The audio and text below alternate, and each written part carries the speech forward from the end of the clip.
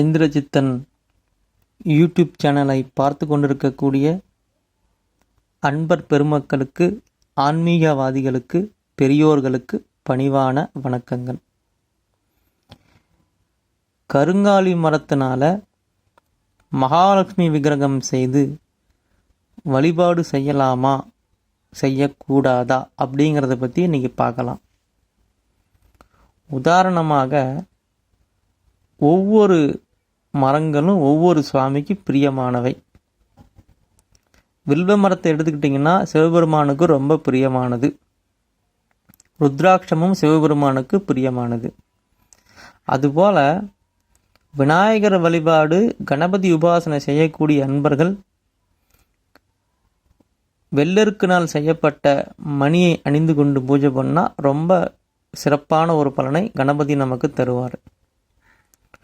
கருங்காலி மரத்தை பொறுத்தவரையில் காளியை உபாசனை செய்யக்கூடியவர்கள், பைரவரை உபாசனை பண்ணக்கூடியவர்கள் மட்டும் கருங்காலியில் விக்கிரகங்களோ மாலைகளோ செஞ்சு வச்சு பூஜை பண்ணால் நல்ல அருமையான பலன்கள் கிடைக்கும். அதில் எந்த ஒரு மாற்று கருத்தும் கிடையாது. ஆனால் மகாலட்சுமி விக்கிரகத்தை கருங்காலில் செஞ்சு பூஜை பண்ணால் எந்த பலனும் கிடைக்காது. எதிர்மறையான பலன்கள் தான் நமக்கு கிடைக்கும்.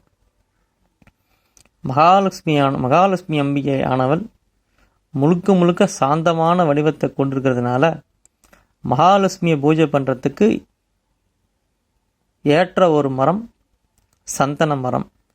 சந்தன மரத்தினால மகாலட்சுமி விக்கிரகம் செஞ்சு தாமரை மணியை மகாலட்சுமிக்கு சூட்டி பூஜை பண்ணால் நல்ல பலன்கள். மகாலட்சுமி வழிபடக்கூடிய அன்பர்கள் கருங்காலியில் மகாலட்சுமி விக்கிரகம் செய்து வழிபாடு செய்ய வேண்டாம் என்பதை பணிவோடு இந்த இடத்துல நான் சொல்லிக்கிறேன். தயவு செய்து கருங்காலி மரத்தினால மகாலட்சுமி விக்கிரகம் செய்து வழிபாடு செய்யாதீங்க. அது நல்ல பலன்களை நமக்கு தராது.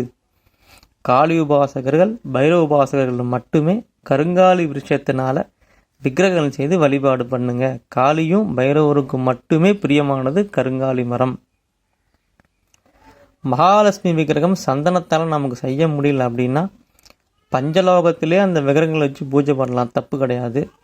கருங்காலில் செஞ்சாதான் சிறப்பு பலன் அப்படிங்கிறதெல்லாம் ஒரு பொய்யான தகவல்.